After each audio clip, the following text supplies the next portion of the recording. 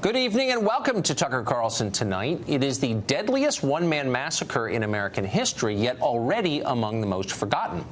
It's been just a month since Stephen Paddock killed 58 people in Las Vegas. For weeks, we've been asking basic questions about what happened, most of which remain unanswered tonight. What was Paddock's motive for the shooting? How did authorities possibly allow his house to be burgled? Why was Paddock's computer hard drive missing, and why did it take so long for us to learn it was missing? Why did security guard Jesus Campos travel to Mexico just days after the shooting, despite being a key witness? And why did authorities refuse to talk about that? Why have Campos's subsequent appearances been so closely managed by his employer, MGM? And more than anything, what's the actual timeline of this shooting? What happened and when did it happen? And why in the world is it still so hard to get a straight answer about that? Well, to these long-standing questions, we can add a few more tonight. Why did we only learn today from the Clark County Sheriff that Paddock's girlfriend could be withholding important information in this case? If in fact she knows more than she's saying, why isn't she being interviewed right now? We also discovered today that a police officer accidentally fired his gun in Paddock's hotel suite on the night of the shooting. How did that happen? Guns don't often accidentally discharge, they're accidentally fired. What exactly were the circumstances of this firing? Now, we're not trying to push a wild conspiracy theory here. It's possible the Trilateral Commission was involved, but the more likely and, in fact, far more terrifying explanation is incompetence. The people running this case don't really know what they're doing. You hate to conclude something like that, but it's becoming hard not to, especially when you consider the Las Vegas case in its larger context.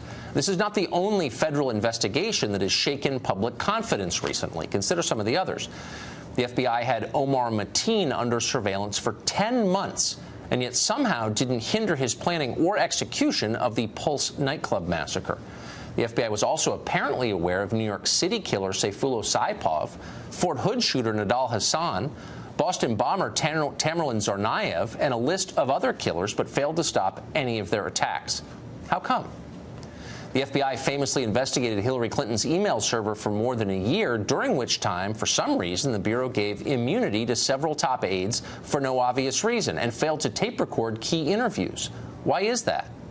Speaking of emails, the FBI never examined the DNC's email server after it was supposedly hacked. Instead, they just accepted the claim of a private contractor employed by the Democratic Party that the hacking was the work of the Russian government.